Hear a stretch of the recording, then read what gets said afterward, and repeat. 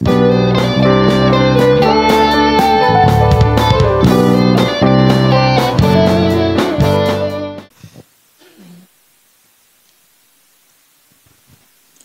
Codigo. Ayan, ang topic pala natin yung the code of the last days. Yung of Noah and Lot. Yan. Di ba pag may code, parang merong kailangan parang may malalaman ka doon, gano'n, na secret o kaya bagay na hindi mo alam. Ayan, hindi pa rin lumabas. Ayan, yan yung, kasi di ba yung mga panahon ngayon, ganyan pa rin, nandito pa rin tayo sa sitwasyon na nakikita natin yung yung mga prophecy, yung mga signs of the times, yan. Nakikita pa rin natin yung mga pati yung sa balita, sa social media, paulit-ulit na na nakikita natin yung mga banta sa earthquake, di ba? Puro yun yung nakikita mo mga posts ngayon na paano maghahanda sa ganito. Tapos yung mga, kahit sa YouTube din, puro ganun yung mga sinasabi. Kaya imagine niyo kung gaano rin katakot, di ba, yung mga ibang mga tao. Lalo na yung mga tao na walang pagkakilala kay Lord. Kaya, yun nga, grabe pa rin yung mga yung parang mga nararamdaman ng mga tao. Pero yun, di ba, parang sa atin nga, di ba nakita niyo rin yung video nung parang prophet na nagsasabi na yung tungkol nga sa bansa. Pero yung parang mangyayari sa Pilipinas, gano'n na kaya kailangan mag-repent nung bansa. Pero totoo naman talaga yun na kailangan mag-repent kasi yung Pilipinas sa idolatry. Kahit naman talagang alam na natin yan sa Bible, nakalagay talaga yun na ayaw ng Panginoon yung pagsamba sa Diyos-Diyosan. Pero di ba ang maganda nga doon, ang sinasabi doon, dahil mahal ng Diyos yung Pilipinas, tsaka di ba, lagi nating prayer na na Lord, ang bansang Pilipinas ay sa'yo. Di ba lagi nating sinasabi na Jesus is Lord over the Philippines. Pero para mangyari yon, syempre, kailangan mawala yung mga Diyos-Diyosan, di ba yung mga pagsamba sa Diyos-Diyosan na yun. Kaya, ayun nga yung sinasabi na kailangan mag-repent sa idolatry, na yun din pinagpe-pray natin, di ba, na makalaya yung Pilipinas sa ganon. Kasi para malaman nila na may iisa lang talagang Diyos. Kaya yun pa rin yung patuloy na prayer natin na mangyari sa mga unbelievers, di ba? Tapos, ayun din, di ba sinabi na ngayon na after ng Teshuvah, yung 40 days of Teshuvah, 40 days of repentance, di ba binibigyan ng pagkakataon ng Diyos na magrepent yung mga tao. Pero after ng Day of Atonement, masisil na yung destiny. Ibig sabihin, kung may mga hindi nagrepent that time, judgment na yung kasunod. Di ba kaya, tingnan nyo, pagkatapos ng Day of Atonement, ayun na yung mga lindol, di ba may mga kung ano-anong mga pangyayari. Kasi nga, para yun sa mga taong pa rin, yung parang kahit anong mangyari, hindi pa rin sila tumatawag kay Lord. Yan, pero ibig sabihin, yun, pagmamahal nga ng Diyos, na gusto niya lumapit yung mga tao sa Kanya. Kaya nga, di ba yung mga video na papapanood mo, puro sinasabi, Jesus, Jesus, yung sa may mataas yung sa di ba, Jesus, ganun, yung may mga, sa naman, tindahan, Diyos ko Lord, Diyos ko Lord. Parang, Panginoon, ganyan, Lord, Lord, parang puro ganun yung mga video. Kaya sila naligtas, di ba? Kasi tumawag sila kay Lord. Kaya na-upload yung mga video na yun. Kasi nga, niligtas sila ng Panginoon pag tumawag ka kay Lord. Kaya yun, nagpapaalala lang din yung Panginoon sa atin. Pero, alam natin na magiging outcome nito, yun nga, na yung Pilipinas, mapupunta siya sa Panginoon talaga. Parang ang sinasabi nga, kiniklaim uli ni Lord yung bansa natin. Di ba? Kaya kailangan mangyari yung mga bagay na yun. Kasi, paano silang maniniwala na may Diyos? Di ba? Kaya, ayun, naniniwala tayo na may plano ang Panginoon sa mga bagay na to. Tsaka tayo naman, na kay Lord, hindi tayo dapat mangamba kasi nga, anak ka ng Diyos, di ba? Tsaka yung mga sinasaway kasi o kayo yung pinapalo ng Diyos, ayun yung mga pasaway na anak. Pero ikaw ba, tingin mo ba pasaway ka, di ba? Ang mga pasaway lang naman na anak yung pinapalo. Pero, ang judgment, maganda rin siya kapag masunurin ka. Kasi ang judgment sa atin, reward. Di ba? Kapag naging masunurin tayo, nag-repent din talaga tayo yung mga 40 days na yun, di ba? Nag-pray tayo noon. Ang kasunod nun, reward. Di ba? Kagaya nga daw yung nakaraan, yung Feast of Trumpets. Ang ibig sabihin pala ng Feast of Trumpets, Day of Remembrance. Ibig sabihin, aalalahanin ng Panginoon yung mga pinag-pray mo, ganun. Kaya maaasa ka na may reward. Di ba? Kaya yun. Pero tayo, kaya lang tayo nabibigatan kalooban natin. May mga kapamilya tayong hindi pa saved. May mga kakilala tayo na hindi pa nakakilala kay Lord, ganun. Hindi pa ligtas. Kaya, yun nga, ang trabaho natin doon, i-intercede. Kailangan may mag-pray para magkaroon ng kaligtasan yung bawat isa. Na kapag dumating man yung yung sinasabi nga nilang lindol o yung mga iba't ibang sitwasyon, iingatan tayo ng Panginoon kasi may nag-pray para sa kanila. Ayan, at ayun nga, kaya tuloy-tuloy pa rin yung kahit yung mga evangelism. Tapos, di ba nung nakakaraan din, nakita niyo ba sa balita yung pinakawalan na yung mga hostage ng mga Israeli. Kaya nangyari rin yun ng Feast of Tabernacles kasi kakatapos lang ng Feast of Tabernacles. Yun parang tukol yun sa home, di ba? Parang booth, nakauwi rin yung mga Hudyo. Ay, Israeli pala. Tapos yun, di ba sabi nga rin na may nabasa ko rin na bago rin pala mag-rapture o bagong bumalik ang Panginoon, yung maraming mga Kristiyano ang mag-celebrate na rin ng feast. Di ba parang ngayon, ang dami ng mga Christian sinasabayan yung feast. Kasi sign din yun ng pagbabalik ng Panginoon. Bago dumating si Lord, marami nang magkakaroon ng knowledge about sa mga feast. Kaya tayo, kagaya ngayon, di ba? Ngayong taon, nasabayan talaga natin yung mga feast. Kasi, ayun nga, kailangan magkaroon doon na tayo ng knowledge tungkol doon. Kasi pag naghari na si Jesus, dapat may alam tayo tungkol sa mga feast. Tapos yun din, ang message din ng Feast of Tabernacles yung God with us, di ba? Kasama natin ang Panginoon. Kaya naman, hindi tayo dapat mangamba dahil kasama natin ang Diyos, di ba? Kaya, ayun yung mga, mga pangamba, ay ilagay natin sa panalangin, lalo na yung kaligtasan ng mga kapamilya at hindi pa nakakilala kay Lord. Ayun. Tapos ngayon, ito na sa The Code of the Last Days. Naalala nyo dati, may tinuro din akong tungkol sa society like ours, yung kay Lot tsaka Noah. Pero ito naman, ibang anggulo naman to. Makikita niyo yung ibang angle siya. Yan, kay Perry Stone din yung na to. Sabi sa Matthew 24:37, "But as the days of Noah were, so also will the coming of the Son of Man be." Yan, di ba na sa pagbabalik ng Panginoon, ang magiging sitwasyon kagaya ng panahon ni Noah at ni Lot. Yan, sabi mo na dito, in the well-noted Olivet Discourse, sinabi ni Jesus sa Matthew 24, Christ stated that the events prior to Noah's flood would be repeated in the last generation. Yung huling generation, sinasabi nga, ito na tayo na yung huling generation, bago bumalik si Lord, mauulit daw yon yung mga parang sitwasyon ng panahon ni Noah, kung gaano ka-wicked that day, di ba, that time. Parang mauulit din siya sa panahon natin. Tapos, sabi dito sa Luke 17:26-30, sabi, "And as it was in the days of Noah," yan, o sa isa pa, "as it was also in the days of Lot." Yan, para sa mga hindi lang pala nakakakilala kay Noah at Lot sa mga bago pa natin. Di ba si Noah, nabuhay siya sa panahon na napakasama na ng mundo, kaya sabi ng Diyos, gugunawin niya yung mundo. Kaya inutusan niya si Lot, kasi si Lot lang yung nag-iisang matuwid pa. That time, pinagawa niya ng arko si Noah, at lahat ng sasakay doon, maliligtas, di ba? Pero preach si Noah, pero hindi naniwala sa kanya yung mga tao na magugunaw yung mundo. Pero ang maganda, naniwala sa kanya yung pamilya niya. Kaya yung kapamilya niya lang yung naligtas. Tapos sa panahon naman ni Lot, ang sama ng Sodom at Gomorrah, di ba? Yun nga yung sodomy, may parang pinaka-kasalanan din doon, homosexuality. Tapos yun nga, sinabi sa kanila nagugunawin na yung Sodom at Gomorrah, kailangan nilang umalis doon. Pero nung sinabi ni Noah sa pamilya niya, hindi naniniwala, di ba? Ayaw pa nga maniwala ng mga in-laws. Pero sumama naman yung asawa niya, tsaka 2 anak na babae. Pero, ang nangyari naman, tumingin sa likod, di ba? Yung asawa niya, kaya naging asin. Tapos yun, pero yun, medyo rin kasi, parang may pagka-worldly din kasi si Lot, di ba? Kaya, ayun. Pero naligtas naman silang 3. Yan, tapos yun nga, ang nagunaw ng Sodom at Gomorrah, umulan ng apoy, di ba, ng asupre. Yan. Tapos, ayun nga yung sinasabi diyan na, pero pakibalik sa verse. Yan yung, sa panahon ni Noah at ni Lot, di ba nakalagay diyan yung, they ate, they drank, they married wives, and they were given in marriage. Hanggang sa pumasok sila sa arko. Tapos yung kay Lot naman, it rained, ganun din, they ate, they drank, they bought, they sold, they planted, they built, hanggang sa umulan ng fire. Ayan, tapos dito sa next, sabi nga, the world was destroyed by water in Noah's day. Yung kay Noah, tubig di ba yung nagpagunaw. Tapos naman yung kay Lot, sa panahon ni Lot, sa Sodom at Gomorrah, nasunog yun na-destroy yun sa fire. Yan, tapos ano yung parallel of Lot and Noah? Yan, ang pagkakapareho, di ba yung eating, drinking, marrying wives, given in marriage, selling, planting, at building.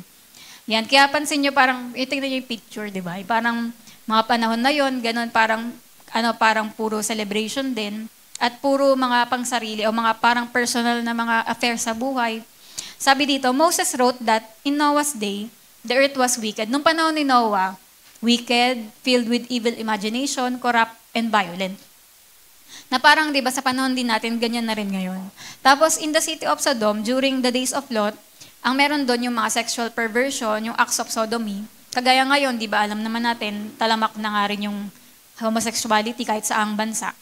Ayan, at sinasabi rin nga ni Peter dyan na nabanggit doon niya, si Lot, yung araw-araw siyang nabibigatan dahil yung merong mga filthy conversation, parang ang babastos din kahit na mga salitaan doon sa Sodom at Gomorrah.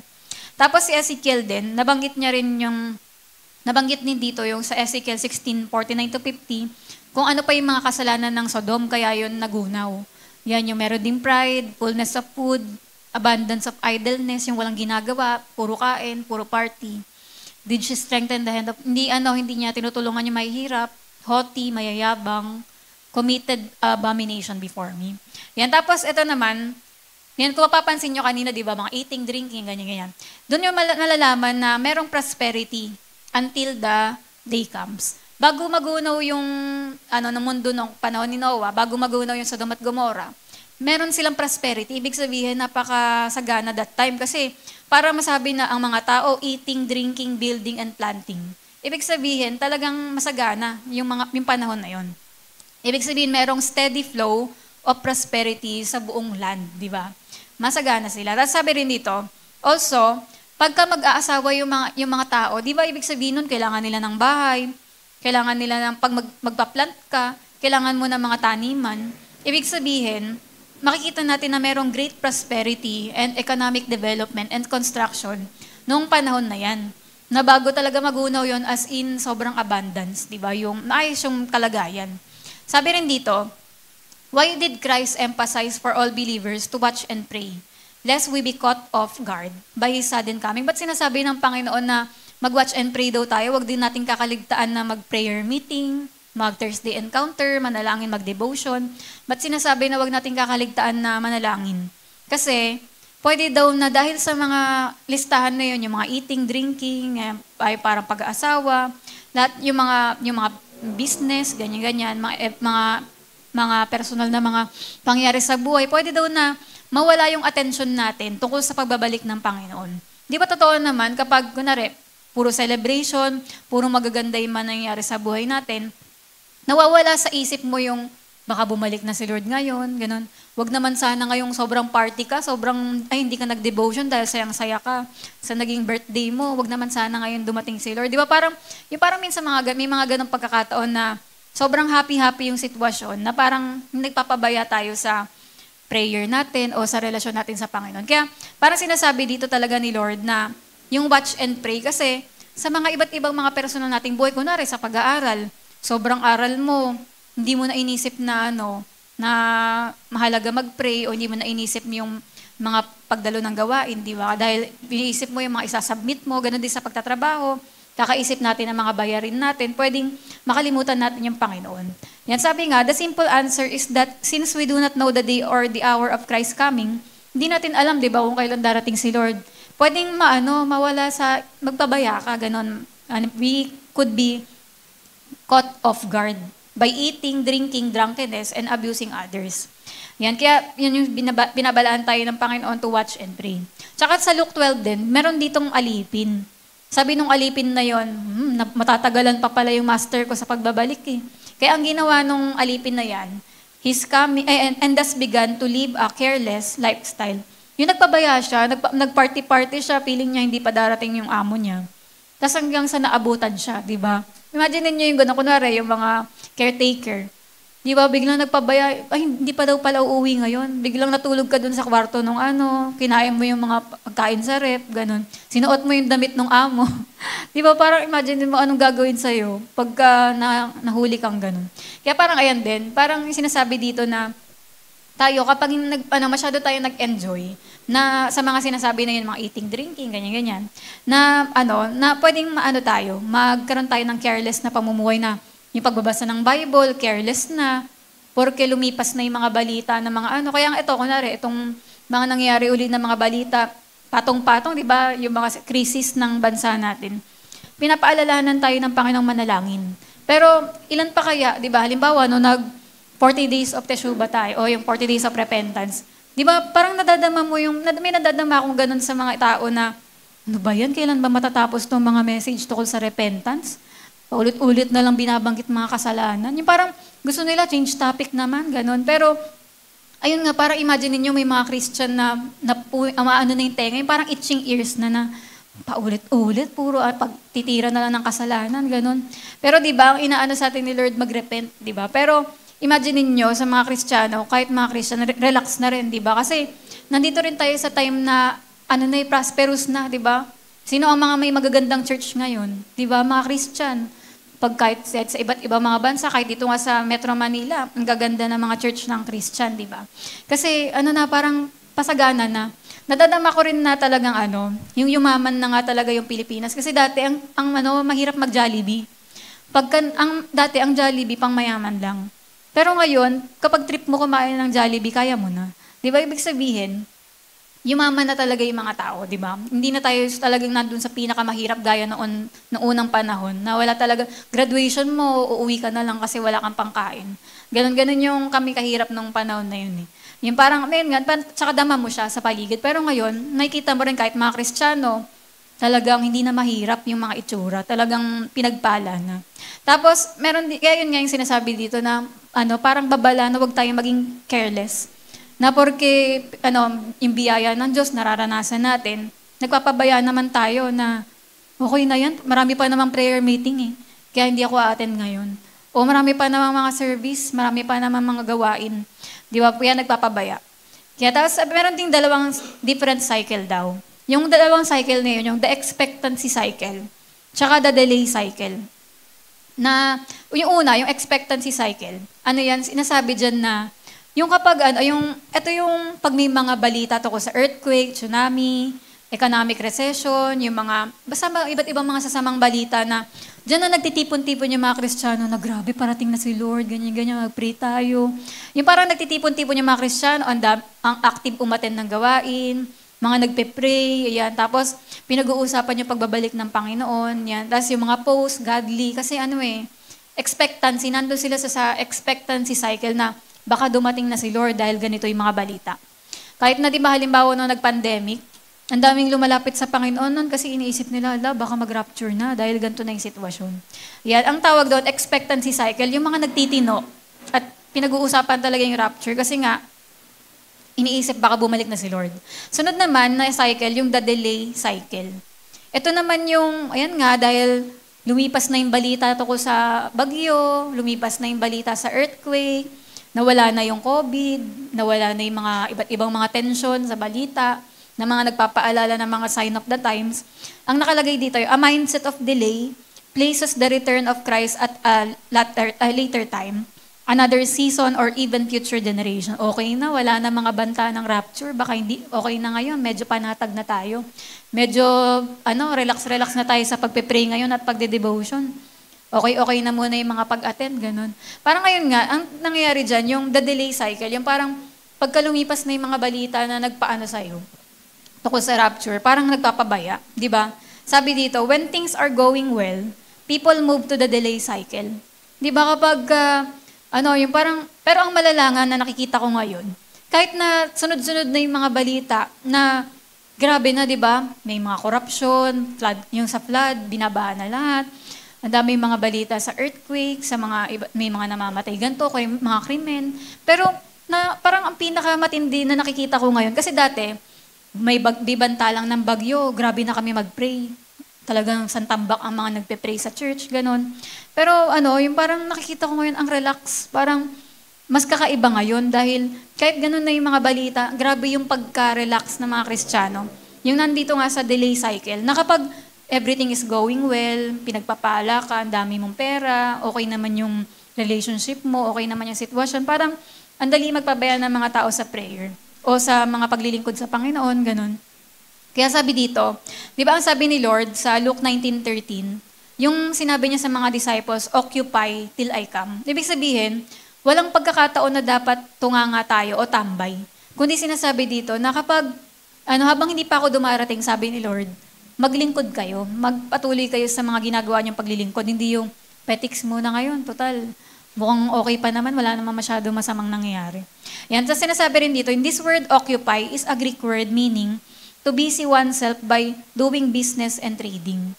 Yan, ibig sabihin talagang nakapokus ka dun sa pagtatrabaho, ganun nga. Kaya sabi dito, the point in the parable is for a believer not to sit back and do nothing, but wait for the return of the master. Instead, do business until the very day he returns. Di ba na tayo, di ba, patuloy tayong maglilingkod hanggang sa pagbabalik ng Panginoon. Kasi ayun nga yung utos niya sa atin. Pero marami kasing sinasabi dito, maraming mga ganun na nagpapabaya. Kaya kahit nga ngayon, yun nga, kahit mga Christians, kailangan na rin silang paalalahanan sa buong mundo. Yan, sabi nga rin, when Christ returns for the believers, life will be moving along in a normal fashion. Alam nyo, pag bumalik ang Panginoon, normal pa rin yung sitwasyon. Yung normal na, may araw-araw tayong mga trabaho, pag-aaral, may mga paglilingkod. Normal yung sitwasyon. Ayan, with building, planting, and personal prosperity. Yan. At sabi rin dito, pero meron din may mga nagsabi ng mga prophetic students na naniniwala sila na kapag bumalik ang Panginoon, the world will practically be falling apart before the Lord returns. May mga nagsasabi naman na pagbalik ni Lord, parang magulo yung sitwasyon. Pwede rin na ganun kasi kunwari, di ba sinasabi ng Bible yung mga destructive signs are trigger of His return. Na, syempre, kapag nangyayari yung mga sitwasyon na yan, malapit na bumalik si Lord, kagaya ng mga famine, pestilence, earthquakes, wars, and rumors of wars, mga birth pains. Kasi sinabi talaga yan, di ba, sa Matthew 24:8. At these birth pains will intensify and increase na habang paparating ang Panginoon, syempre mag-i-increase, mag-i-intensify lahat ng yun. Yan, kahit yung mga iba't ibang sinabi nun. Kaya pwede na normal, di ba? Normal yung sitwasyon. Pero syempre may mga banta rin na mga iba't ibang mga sign of the times. Pero sabi dito, however, based on the days of Noah and Lot, before the time of the tribulation, yun yung, kung tungkol kay Noah at Lot naman, bago dumating yung tribulation o bago dumating yung parusa o yung destruction, the minds of people will not be on repentance, but upon prosperity and life as usual. Na may mga yung mga tao ng time ni Noah at ni Lot, na parang sinasabi na nila na magugunaw yung mundo, ganun, o gugunawin tong syudad, ganun. Pero ang mga tao pa rin, minamak, di ba, pinagtatawanan, ano ba yan? Baliw. Di ba, ano ba naman to si Noah? Ano ba naman, kay Lot, wala rin naniniwala, di ba? Kahit, di ba, kahit ngayon nagpa-prophesy ng mga, na mangyayari na pinagre-repent niya yung Pilipinas, di ba? May mga comments na mga naniniwala. Pero may mga comment na pinagtatawanan, sabi, sino ka, Diyos ka ba? Ba't ka ganyan magsalita? Ganyan-ganyan. Parang may mga maraming mockers, di ba? Na kapag sinasabi natin na may mga parusan darating, ganon. Ayan, kaya di ba ang hirap talaga maging prophet? Kasi yung mga prophet, sinasabi nila yung sabi ng Panginoon, pero walang naniniwala. Pero yun, iyakan na lang kapag dumating na. Na doon na doon na sila na parang sana naniwala pala sila, di ba? Doon pa lang sila naniniwala na totoo yun. Kaya parang ngayon din, gano'n, di ba? Pag binabalaan mo yung mga tao sa kasalanan nila, yung angkatin na ng tenga, paulit-ulit na lang. Gano'n. Pero imbis na magrepent nga, di ba, humingi ng tawad sa Panginoon, bumalik uli kay Lord, gano'n na yung mga attitude ng mga tao ngayon. Kaya sabi nga dyan, nakakalungkot yan, di ba, na yung mind na ng mga tao, hindi na nasa repentance, kundi sa prosperity. Paano sila yayaman, paano magiging maayos yung ganto-ganyan, paano yung mga tukol sa buhay nila, yung normal na business, di ba, as usual. Tapos sabi rin dito, in the biblical examples, the people were so busy with their daily activities. Di ba yung panahon ni Noah? Busy rin yung mga tao, normal, yung buhay nila. Pero ini-ignore nila yung sinasabi ni Noah na magugunaw yung mundo, kaya sumakay kayo dito sa arko, maniwala kayo. Pero walang naniwala. Pamilya niya lang. Tapos yung kay Lot naman, di ba, sinasabi na niya, nagugunawin na tong syudad, umalis tayo dito. Pero hindi rin naniwala sa kanya yung in-laws. Kundi minak nga. Di ba? Kaya ganun talaga yung mga makikita natin ngayon. Tapos sabi rin, this is another reason we are to watch, pray, and stay alert. Kailangan maging alerto pa rin tayo sa pananalangin. And kasi as Jesus will come in a day and in an hour that you expect not. Babalik si Lord sa panahon na hindi talaga natin inaasahan kasi normal yung sitwasyon. Yan. Tapos ito rin, may mga signs of His return. Di ba alam naman talaga natin, walang may alam kailan babalik si Lord. Pero may mga sinabi rin sa Bible na sign, kagaya nito. Sa palagay nyo, ano sa dalawa yan na yan yung mangyayari? Yan, itong isa. dangerous cosmic activity such as meteorites, yung pagbagsak ng mga meteor o yung mga ano sa lawakan. Tapos yung sa kabila, wonderful signs and discoveries in heaven. May mga nakakakita ng mga parang UFO, di ba? Tapos dangerous famine and drought, mga tagutom. Tapos mga sobrang dami ng ulan, di ba? Tapos yung kaya bumabaha. Tapos may mga nagpapakasal, nagdi-divorce, ang dami nagpa-increase ng marriage. Tapos buildings collapsing in earthquakes, large numbers of buildings being built na may gumuguho, pero patuloy pa rin yung construction, di ba? Ang dami nating, sa bansa natin, ang dami kinoconstruct ngayon. Tapos increase in starvation around the world, yung paggutom dahil nga sa mga iba't ibang mga calamity. As an overabundance of food in ibang place naman, madaming pagkain. Extreme poverty, extreme prosperity. Tas yung food withering in some nation, food being grown in modern nation. Pero ang sagot, yung pareho na yan yung mga makikita nating sign. Yan sa panahon natin. Tapos yun nga, alam dati pa lang, pinanganak na ba kayo ng year 2000, mga bata pa kasi iba dito. Yan, yung year 2000, ang tinatawag yan na Y2K. Nung mag-year 2000 na, magja-January 1 na, inisip ng mga tao that time na magra-rapture na. Kaya sobrang dami mga nagbenta ng lupa, binigay yung mga sasakyan nila, yung as in nag-ready na talaga sila na magra-rapture niyan. Kaya sobrang kilalang-kilala yung Y2K na yon. Kasi parang yung mga computer that time, iniisip daw nila magloloko. Kasi hindi pa kaya yung parang 2000 ganun. Parang iniisip nila lahat ng computer, magloloko, kasi nga, magra-rapture na. Tapos yun, nakaabang sila lahat nung madaling araw na yun.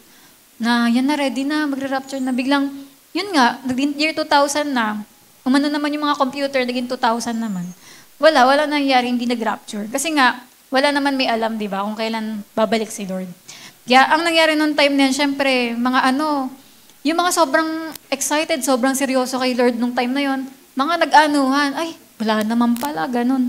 Tapos yung kagaya nga rin daw nung September 11, 2001, yung yung Twin Tower, ang dami rin mga nag-abang niyan na akala nila magra-rapture na rin after niyan. Ang nangyari daw niyan, naging 30% yung taas ng attendance ng mga church. Pero alam niyo, nung nakalipas na yung balita, medyo humupa na yung mga issue. But within 3 months, people were back to their normal routines. Ayun yung sinasabi ko kanina na, yung parang nakaano lang, ay, baka mag-rapture na, kaya dun seryoso. Pero kapag medyo umaano-ano na yung mga balita, yan, na naman, chill na naman. Okay na to, pwede na yung mga ganyan na. Yan, parang ang nangyayari daw, ito yung, parang sa pendulum, any major event tends to swing the pendulum between the extremes of this is it to back to normal. Yung parang, this is it, baka mag-rapture na, mag-active ako. Biglang, pag okay na ulit mga back to normal, okay, balik sa buhay, balik sa pag-chill, ganun. Kaya parang ganun daw, laging this is it, tas back to normal na naman. Ganun yung karamihan daw na nangyari. Tapos sabi dito, if Christ were to return, kung babalik si Lord sa panahon na, yan, sunod-sunod yung mga masasamang balita sa paligid. Siyempre, ang mangyayari sa ating mga Kristiyano, talagang mag-aabang tayo na, Lord, bumalik ka na, yung parang magtitino ka kapag pag puro ganun masasama yung mga balita. Pero, but when all is well, and things return to normal, kapag, kunwari, yung COVID dati, kala natin, hindi na babalik sa normal, di ba? Biglang yan, normal na uli ngayon. Sabi, concern for His return wanes and becomes a secondary thought. Na pagka naging okay na ulit, uy, wala na COVID, okay na, chill na tayo ulit. Kaya, di ba, ang dami nating youth nung panahon ng COVID, ng pandemic. Pero, nung nagka-mall na nga, ayun nga, nawala na sila. Bumalik na sila sa mga worldly na things. Kasi, yan, nawala na yung yung pagkakailangan nila na magtino, ganun. Pero sabi nga dito, 2 Peter 3:3-4, sabi nga dyan, in the last days then, scoffers will come. Ibig sabihin, ito yung mga nagsasabi na, where is this coming He promised? Parang, asan na yung sinasabi niyong babalik yung Jesus nyo? Paulit-ulit kayong sabi yung rapture, ganyan. Ba't hanggang ngayon nandito pa rin kayo? Ganyan, maraming ganyan sa mga huling araw. Kasi nga, tuwing sinasabi natin mag-rapture na, okay, may mga signs of the times, parang sila yung magsasabi na, asan na, di ba? Kaya sinabi na ng Bible yan. Sabi rin dito, yung scoffing na yon directed sa mga taong nagtuturo ng pagbabalik ng Panginoon. Hanggang ngayon, rapture pa rin yung inaano, ganyan-ganyan. Pero sabi dyan, di ba? Kasi as we would say, life goes on. Kasi nakikita nila na, bumabalik pa rin sa, sa normal, ganun. Kaya sabi nga rin, the Bible teaches that people will mock prophetic warnings. Kagaya nga niya, pag may mga nagsasabi na, ang mga prophet kasi, parang mga trabaho ng prophet, ang puro message nila about repentance, na pagsisihan nyo na yung ganito, kagaya kay Jonah. Di ba napupunta siya ng Nineveh, ayaw niya. Kasi sasabihin lang niya, magsisi kayo. Tapos iniisip niya, pag nagsisi sila, mapapahiya ako na hindi natuloy yung sinabi ko. Kaya yun yung ni Jonah dun eh. Pero imbis na nga man na matuwa siya na nagsisi yung mga tao, di ba? Parang inisip niya, ayan, sabihin nila, bula ang propeta ako dahil hindi natuloy, ganun. Kaya pero yun nga, hindi lang natutuloy yung mga sinasabing mga masasamang mangyari kung nagpe-pray o nagsisisi yung mga tao. Kasi nga, merciful ang Diyos eh. Kapag nagsisi tayo, talagang alis agad, tanggal agad yung mga parusa. Kasi ganun kabuti yung Panginoon. Kaya, ayun nga, kaya ngayon, sa panahon ngayon, nag-aantay lang din ng Panginoon na yung mga Pilipino tumawag sa Kanya, di ba? Kasi si Lord napakamaawain niya. Ililigtas niya tayo, isang tawag lang niya natin sa pangalan niya. Yan, tapos ito rin, kaya, yun din, the Bible teaches that people will mock prophetic warnings before judgment. Yung bago dumating yung judgment, totoo ba yan? Di totoo yan, ganyan-ganyan. Yan, parang doon pa nga lang sa mga nagsasabi na hindi totoo yung mga lindol, ganyan. Yan, pero sabi dito, kagaya kay Jeremiah, di ba? Si Jeremiah yung weeping prophet, tas ilang years, di ba? 23 years siyang nagsasabi, magrepent kayo, pero ano nangyari? Pinagtawanan lang siya, walang naniwala. Pero, in-honor siya ni Lord kasi naging tapat siya, di ba? Sa pag-share sa pag-preach pa rin ng salita ng Diyos. Tapos sabi dito, the spiritual rumor was that the prophecy was not matching the prosperity. Kaya hindi naniniwala yung mga tao na kapag sinabi mo, magrepent kayo, may mga distraction na darating, may parusang darating. Kasi inisip nila, bakit? Ang chill-chill ng buhay, prosperous ka, ang dami mong pagkain, dami mong pera, ang saya niyong pamilya, ang saya ng sitwasyon. Parang hindi match yung sinasabi na parusa, ganun. Parang ganun din yung panahon na yun ni Jeremiah, na okay yung sitwasyon, tapos sasabihin, magrepent kasi may gugunawin, ganun. Pero yon hanggang sa dumating na lang talaga yung paggunaw, doon na lang sila naniwala. Sabi rin sa Jeremiah 22:21, sabi ng Panginoon, I spoke to you in your prosperity, but you said, I will not hear. Di ba kaya yung mga tao nga na nandun sa mga relax na pamumuhay, yung parang nung kinausap sila ng Panginoon nung time na yun, hindi sila nakinig. Kaya di ba kapag di ba sinasabi nga rin talaga na yung mga kayamanan natin dapat hindi umakyat sa puso o sa ulo, di ba? Kasi dapat yung mga pera na meron tayo, yung handa kang ibitawan, ganun. Kasi kailangan dumaan lang yan. Kasi pagka umakyat na yan, naging greed na yan. Di ba? Doon na talaga na hindi na naririnig yung boses ng Panginoon. Kaya sabi dito, when things go well, people tend to forget what got them there. Yung nakalimot sila agad porque naging maayos lahat yung mga bagay, ganun. Naging parang nakalimot agad sa Panginoon, ganun. Kaya sabi din dito, the final church age will experience prosperity.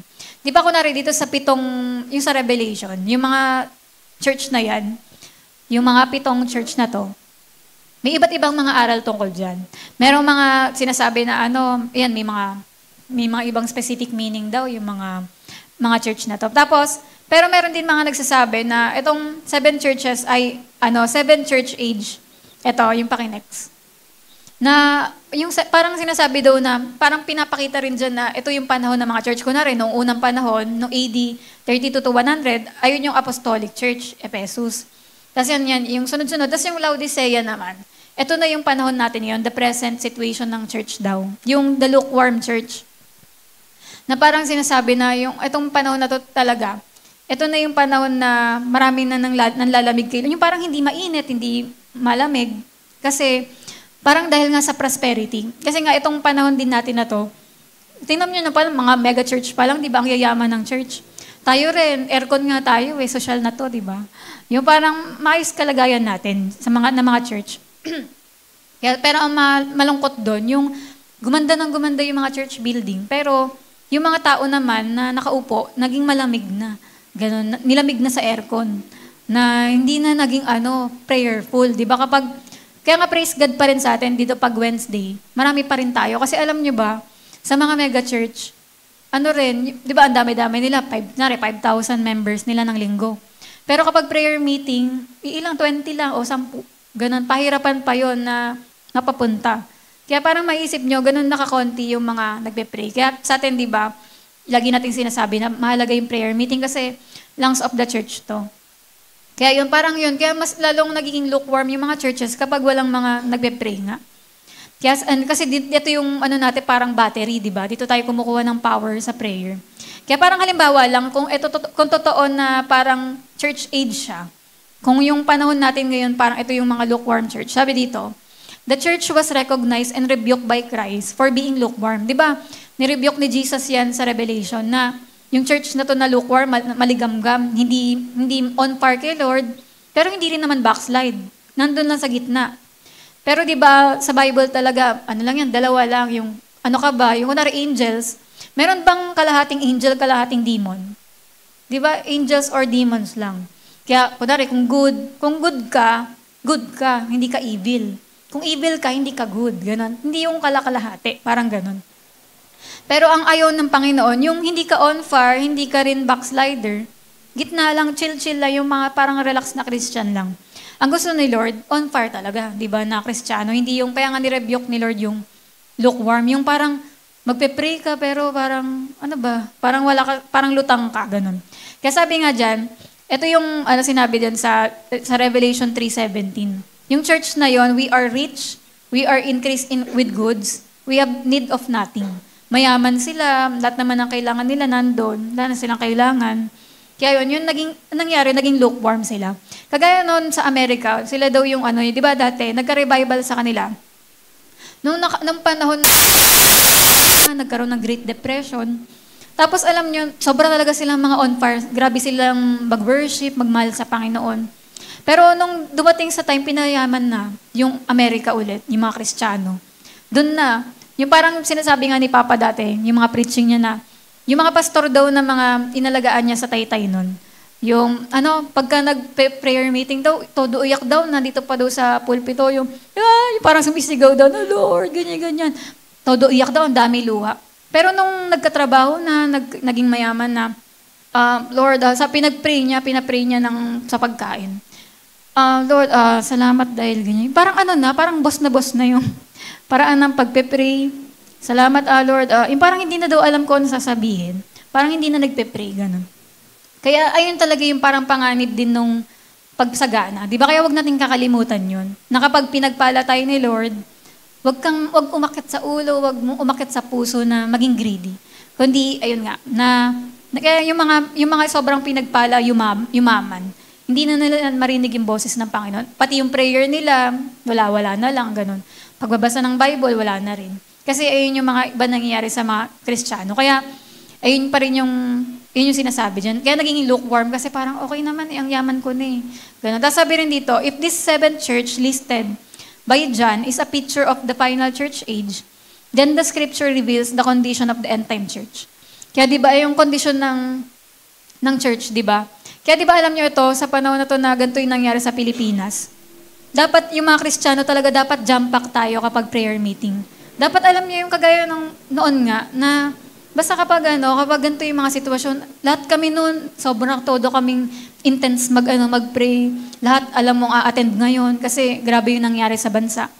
Pero doon mo makikita yung lukewarm na ganito na nga yung sitwasyon, wala pa kayo. Parang ganun. Parang wala pa rin. Parang kahit bumagyo, anong mangyari, hindi mo pa rin sila makitaan na magbe-pray, di ba? Kaya yun yung pag-pray natin na mawala yung pagiging lukewarm na mabalik yung pagiging seryoso natin sa pag-watch and pray. Dahil sa mga Kristiyano rin nakasalalay yung bansa natin na kunwari, pamilya nyo, kung hindi pa yun sila saved, sa'yo sila nakasalalay. Pwede mo sabihin, Panginoon, alalahanin niyo po mama ko, parang for the sake na ikaw na lumapit ka kay Lord. Maliligtas yung pamilya nyo dahil sa'yo, kasi pinagpipray mo sila. Ano man yung mga mangyari ngayong mga susunod na mga panahon, kahit ang daming mga banta ng yung mga lindol na pananakot sa balita. Pero maliligtas sila kung nandyan ka, nagpe-pray ka. Di ba? Kasi ganun ang Panginoon, iaalalahanin niya yung pamilya mo dahil sa iyo. Kaya parang sa atin, itong bansa rin natin, nakasalalay din to sa mga Kristiyanong nagpe-pray. Kaya nawa sa mga iba't ibang mga church, di ba? Nawa pag-pray natin na yung mga Christian din ma-revive, na hindi nga yung kagaya ng sinasabi nitong end time na lukewarm yung church. Na hindi mo na, dahil nga sa sobrang relax, daming pagkain, kaya nga yung food control, mahalaga din, di ba? Na makabalik sa fasting kasi ngayon talaga paglabas mo dyan, ang daming tindahan ng pagkain. Ang dami ring flavor ng mga inumin, iba't iba. Ang dami mong pwedeng pasyalan ngayon, di ba? Mga sa Facebook, ang daming reels na kung saan mo gusto pumasyal, madami. Yung parang ang daming pwedeng magpaalis ng desire sa'yo mag-pray. Kaya nagiging lukewarm yung church kasi ang dami ng ibang mga iba't ibang kaabalaan. Kaya pag-pray natin na na habang pinagpapala tayo ng Panginoon, hindi tayo maging lukewarm. Kagaya ngayon, mayaman ba talaga ang mga Kristiyano? Oo, kasi yung iba nga, dala-dalawa cellphone, di ba? Yung may mga tablet nga, may mga laptop, computer. Mayayaman na, may mga sapatos na mamahalin, may mga damit sila. Di ba, ibig sabihin, hindi talaga mahirap na yung mga Kristiyano ngayon. Ang yayaman na. Lalo na kapag nagpunta ka pa sa mga mega church, ang sosyal na mga iPhone lahat, di ba? Englishan, lahat Starbucks, ganon. Kasi, social na nga, yung panahon natin, prosperous to. Kaya makikita nyo rin na tugma, di ba? Na ang prosperous na ng mga Kristiyano ngayon. At ang nga lang doon, ang katugma niya, magiging lukewarm dahil sa pagpapala. Kaya yun yung kailangan nating bantayan, na dapat huwag natin pabayaan yung prayer. Tapos, yun din, yung sabi dito, the condition represents a final church that is materially and financially wealthy. Di ba? Natotoo yan, di ba? Sa mga gamit natin, lahat ng mga meron tayo, nakikita natin. Kaya parang sinasabi dyan, this sounds like an exciting, prosperous congregation. Na yung church na kasi tayo, yayaman pa tayo makikita natin, mangyayari pa yun. Kung di pa darating si Lord, pag talagang yayaman pa tayo, pati bansa natin. Ayun din yung prophecy sa bansa, na yayaman daw ang Pilipinas ngayong panahon na to. Na kaya lilipas lang yung mga bagay na to, pero ang prophecy sa atin next year, kalahati ng taon daw next year, biglang yaman ng Pilipinas. Di ba? Kaya yun nga, na pero bukod doon, maging prepared tayo na huwag kayong magpabaya para hindi tayo maging lukewarm church. Tapos sabi rin dito, however, in this case, kala mo parang, wow, yaman natin. Pero sabi niya, in this case, the prosperity was preventing them from maintaining the spiritual seal, fire, and sold-out dedication to Christ. Dahil nga sa grabing pagpapala, nakalimot naman sa Diyos, di ba? Ay kasi may business ako, hindi na ako makapag-prayer meeting. Nako, marami akong inaatupag ng mga pagkakaabalan sa pera. Hindi na ako makapagsimba. Marami akong mga benta ngayon, may mga client ako ngayon, sorry, hindi ako makaka-attend ng Bible study. Di ba? Yung parang ayun nga, nawawala na yung fire, spiritual seal, yung mga desire dati maglingkod na ganito, puro negosyo na, puro pera, yan yung, nawala na yung sold out dedication to Christ. Dahil ang dami ng kung ano-anong mga alok. Yun nga yung sinasabi na kumikinang at kumikislap na alok ng sanlibutan. Sabi niya, ito yung tingnan niyo, parang nag-impact sa akin to. They have possessions without power. Meron kang mga kayamanan, pero wala ka ng power. Wealth without true worship. Ang daming laman ng wallet, bank account, GCash, pero hindi ka na makagkaroon ng true worship. Ganito, hindi lang sa atin to, kundi sa mga Kristiyano ngayon sa lahat ng mga Kristiyano ngayon na pinagpapala. And prosperity without God's presence. Gusto niyo ba yun? Yung parang, ang dami mong pagpapala, pero ang layo, hindi mo madama yung presensya ng Panginoon. Kaya yun nga, yun yung rebuke doon sa lukewarm church ng Laodicea. Kaya sabi nga, what this reveals to us? Anong sinasabi ng verse na to sa atin? O ng bagay na to? In the time of the end, it appears na ang world at ang church ay magkakaroon ng material wealth and prosperity. Totoo yan, kasi ayun yung prophecy din. Yung wealth ng wicked mapupunta sa righteous para maraming masyara ng gospel. Tapos yung bansa pa natin, sinasabi yayaman. Biglang magiging mayaman yung Pilipinas. Ngayon, ayan sinasabi dito, kaya sa panahon din natin na to, walang ibang generation sa buong history kagaya natin na sobrang yung technology natin, yung mga knowledge sa Pilipinas, di ba, thousands yung mga graduates every year. Ibig sabihin, wala nang mangmang, di ba? Lahat na nakapag-aral na, libre na nga yung tuition sa college, di ba? Kasi ayun ito yung panahon na talaga mag-i-increase yung knowledge pati sa Bible. Kaya hindi na mahihirapan talaga na mag-share ng Word of God kasi magigets ka nila pag nagturo ka ng fees. Magigets nila yon kasi nga, knowledge shall increase. Ang dami na rin nag-Bible school, di ba? Knowledge shall increase. Sabi nga, for those who are obedient to God's covenant, it is a blessing. Pero, for the disobedient, it is a curse.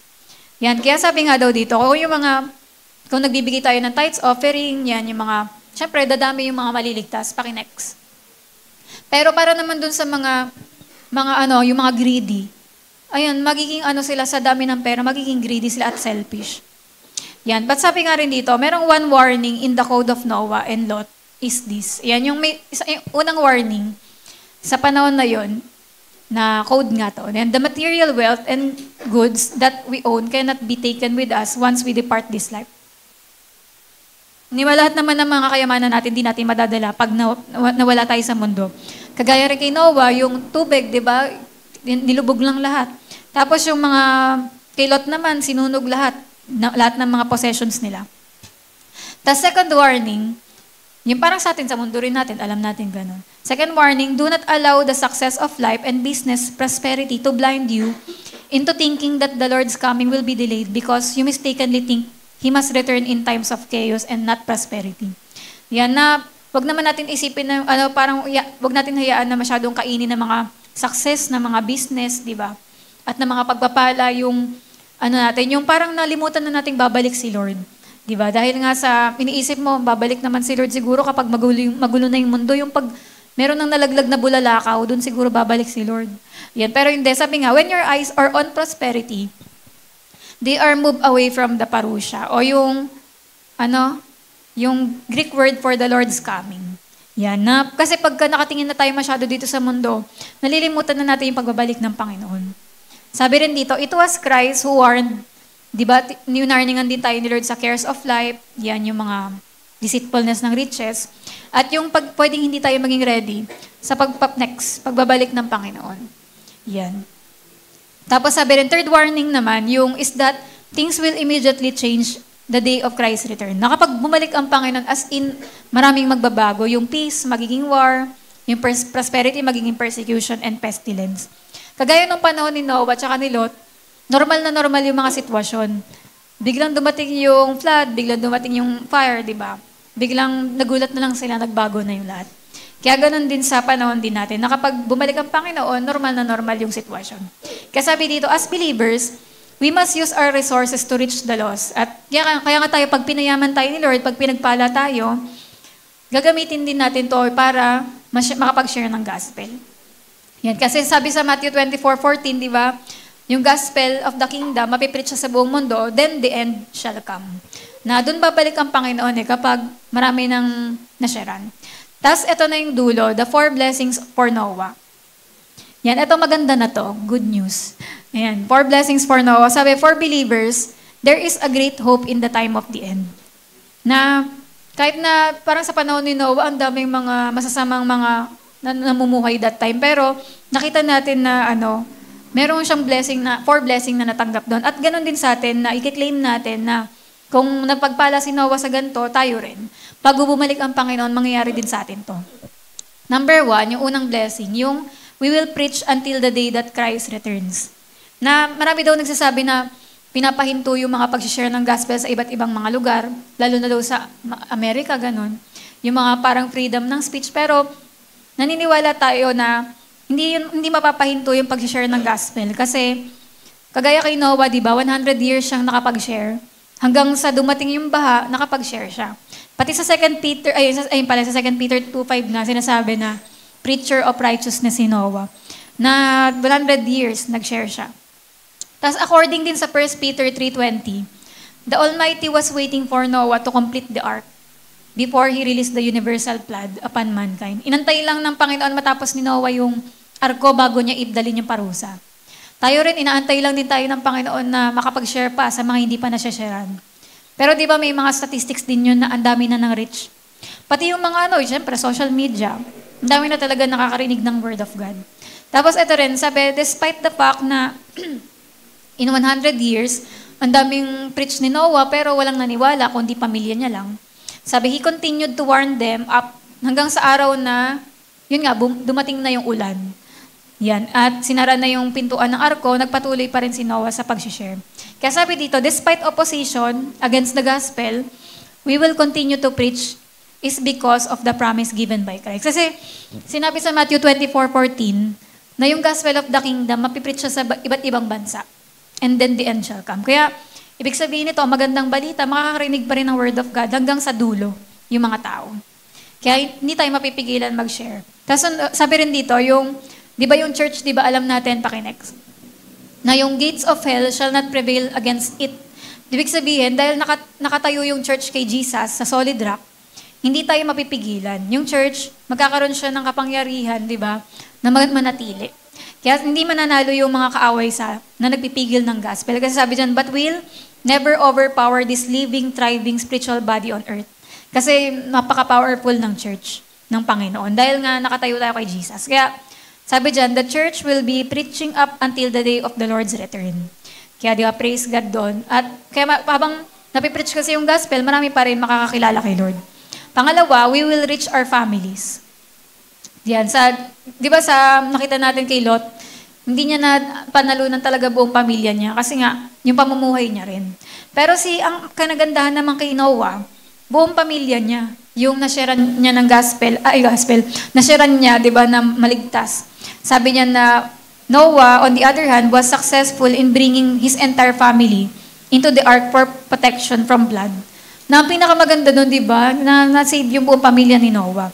Kasi nagkaroon siya ng grace and favor in the eyes of the Lord, kaya naligtas yung buong pamilya niya. Kaya claim din natin yun na sa pamilya natin lahat, mangyayari yun, na bago mag-rapture, makakakilala sila lahat kay Lord.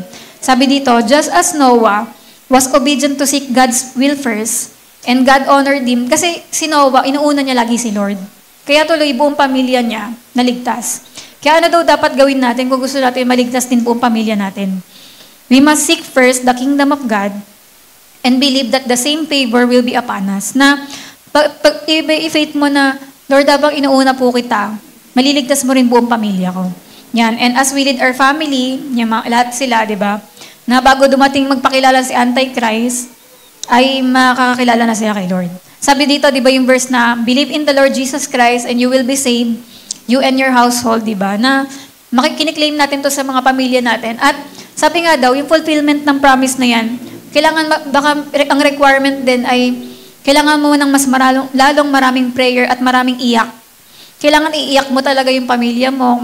Minsan ilang years, di ba, bago talagang tumanggap yung mga magulang o mga kapatid. Pero, yun nga, manatili lang na ipag-pray natin.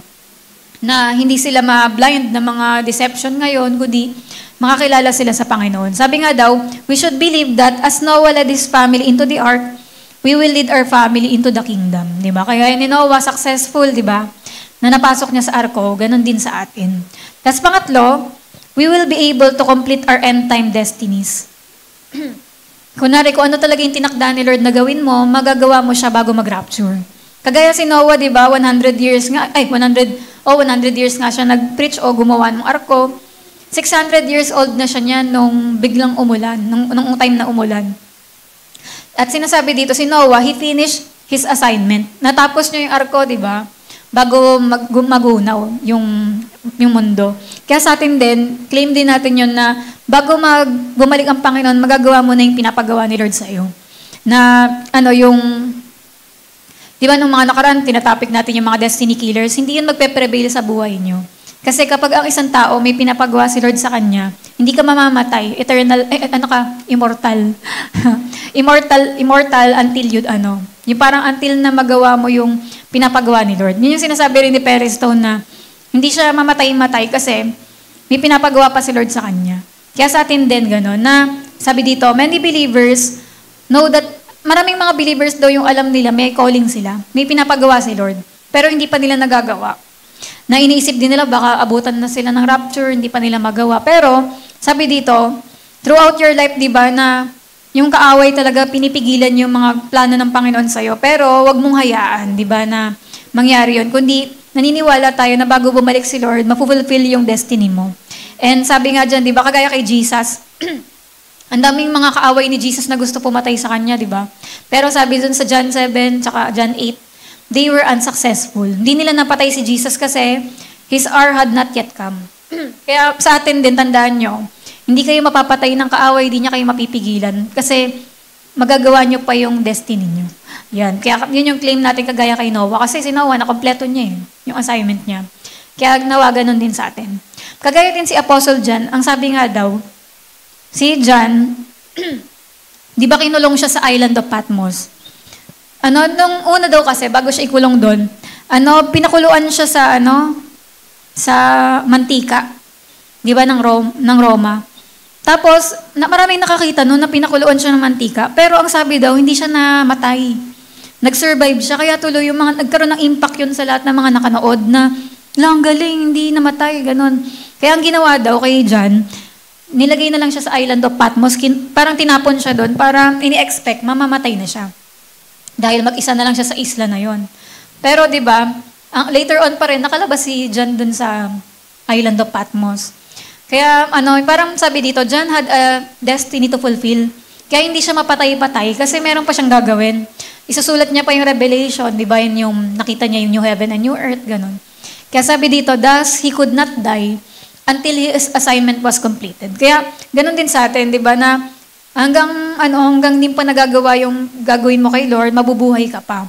Sabi dito, we should all pray that none of us will experience a premature departure. Kaya pagpe-pray natin na, Lord, mabubuhay ako hanggang sa araw na magawa ko rin yung kalooban mo, yung pinapagawa mo sa akin, at bago mag-rapture. Tapos ito kagaya kay Joshua daw, si Joshua sabi dito, he left nothing undone. Bago mamatay si Joshua, lahat ng pinapagawa sa kanya ng Panginoon, nagawa niya. Wala siyang naiwan na, parang natitira pang gagawin. Ganun. Tapos si Esther din, di ba sinabi na si Esther, for such a time as this, naging queen ka. Parang gano'n. Kaya ang sinasabi rin dyan na, ikaw daw, you arrive on the planet in this season, sa ngayong generation ka, ngayong taon ka, nabubuhay. Kasi may specific purpose ang Panginoon sa buhay mo para mag-influence sa ibang tao ng gospel at para warningan sila ng mga parating. Di ba kaya alam nyo sa mga nangyari din sa mundo na to, napakalaking opportunity to para mag-share sa pamilya mo, ma, natatakot ka ba sa lindol? Alam mo ba nasa Bible yan? Ganyan-ganyan, na hindi tayo maano yan kapag tumawag tayo kay Lord. Di ba kaya kung sa panahon na to, kunwari sa mga klase nyo, natatakot ka ba sa lindol? Ganyan-ganyan. Natakot ka ba sa mga balita? Alam mo, sumama ka sa amin sa care group. Tinuturo dito paano ganyan-ganyan. Para hindi tayo kamatakot, ganyan-ganyan. Kaya diba kaya kung itong panahon na to, itatake nyo yung pagkakataon ng mga balita. Napakadaming makikinig ngayon. Kasi syempre, rin sila ng answer sa nangyari sa mundo. Di ba? Kaya sabi nga rin, your mission is greater than your opposition. Gano'n ka man gusto hadlangan ng kaaway, pero hindi niya magagawa yun. Kasi yung mission mo ay greater. Tas number 4, we will finish strong and not in defeat. Kagaya si Noah, di ba? Ano nangyari after ng flood? Yun, nakalabas sila ng arko, tapos, yun, naging matagumpay, lahat silang pamilya naligtas. Kaya sinasabi rin dito na, finishing the race strong should be the goal of each believer. Tayo rin, di ba, na after ng lahat ng mga mangyari sa mundong ito, dapat nandun tayo, matatag tayo. Nandun pa rin tayo sa pagtitiwala sa Panginoon. Na kaya nga sabi sa kanta, when the oceans rise and thunders roar, I will soar with you above the storm. Na kagaya nga rin sa eagle, di ba, mas mataas pa siya sa storm. Lumilipad siya ng mas mataas sa storm. Kaya ganoon din sa atin, di ba na after ng lahat ng mga pangyayari na to, dapat sa dulo, nagtitiwala ka pa rin sa Panginoon. Nandun ka pa rin, patuloy kang nag-aantay sa pagbabalik ng Panginoon. Yan. At sabi rin dito, si Paul din, di ba, sabi niya sa 2 Timothy 4:7, I have fought a good fight, I have finished my course. Kaya ang ending ng buhay mo, matagumpay, di ba, at malakas ka. Hindi ka talunan. Kasi ayun yung dapat mangyari sa mga anak ng Diyos. At sa Paul's ministry din, di ba? Si Paul, sabi dito, yung ministry ni Paul, nakukulong siya, dami niyang mga challenges sa iba't ibang may mga riot. Pero his faith had been challenged, yet he never backed down. Di ba? Ang dami mga challenges sa faith natin, sa araw-araw na buhay, ang dami mga kinakaharap natin. Pero, di ba, sabi, he had run his leg of the race and finished the course. Pero tinapos niya, di ba, ng matagumpay. Kaya, naipasa niya pa kay Timothy yung baton. Kaya sabi dito, Paul finished strong, we will finish strong, di ba? Kaya tayo rin na, kunwari ano man yung mga pangamba natin sa future, pero tandaan mo yung ending mo, matagumpay. Kasi ayan yung promise ng Panginoon sa atin. Kagaya ng kay Noah. Kaya, yun nga, sa mga susunod na araw, marami pang mga magaganap. Ganun din sinasabi ni Perry Stone na marami pang mga unfold na mga ngayon lang mangyayari kasi nangyayari pa lang ngayon yung mga ibang mga prophecy. Pero sabi daw dito, the greatest thing you can do in these last days is to watch and pray patuloy tayong huwag magpabaya sa prayer kasi yung intercession sobrang kailangan. Dami nating mga taong dapat idalin sa panalangin. Tapos guard your heart. Siguraduhin natin yung puso natin, walang mga kaaway to, walang kinakainisan. Sabi, remain free from any offense or Satan's strategies. Yung mga tampo, mga pagka-offend, huwag natin hayaan na magstay yan sa puso natin. Kundi lagi natin ipaklear, mag-forgive. Tapos win as many people to Christ as you can. Unang-una na, syempre, pamilya natin. Na sa mga panahon na to, unahan mo na sila, alam mo ba, lumapit na tayo kay Lord, ganyan-ganyan. Tapos yung stay in your word. Manatili tayo sa salita ng Diyos. Diba yung Bible natin, mas lalo nating aralin.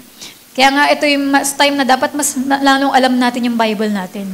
Tapos, and stay focused on the love of God.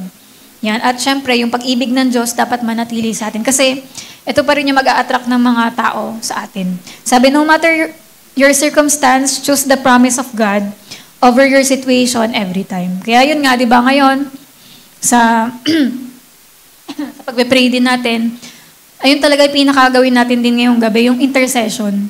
Lahat ng mga tao na kailangan natin ilapit sa Panginoon, yung parang gusto mo lahat yung mga tao na yung protektahan ni Lord, banggitin mo yan sa prayer. Siyempre yung bansa pa rin natin, nakasalalay din to sa mga Kristiyanong mag-watch and pray para sa bansa. Tapos yun, yung mga personal din natin na mga buhay, huwag natin hayaan na maging lukewarm tayo. Di ba? Kagaya nung sinasabi na pwedeng ayun yung katapat ng church age. Pero, gano'n man tayo pagpalain ng Panginoon, nawa, huwag natin pabayaan yung mga prayers natin. Kasi maraming mga bagay na magpapalayo sa atin sa Panginoon. Pero, yun nga, sino man yung maging tapat hanggang wakas, ang siyang maliligtas. Di ba? Kaya, pero yung church, pinakatrabaho talaga natin ngayon mag-pray. Yan, kasi yun nga, kagaya ng mga sakit at karamdaman. Yung parang sinasabi nga na yung parang may sinasabing mga next pandemic, mga ganyan-ganyan. Yung mga kung mga, basta lahat na yun, nakalagay na sa balita lahat. Pero yung ipag-pray natin na yung protection ng Panginoon, pati sa kalignawa, this time talaga, marami nang maligtas na Pilipino, lalong-lalo na yung mga kapamilya natin. Kaya, yung church, pag-pray natin na bumalik ulit, magising sa pagpe-pray. Kaya yun, mag-intercede tayo ngayong gabi. Kaya hanap na tayo ng lugar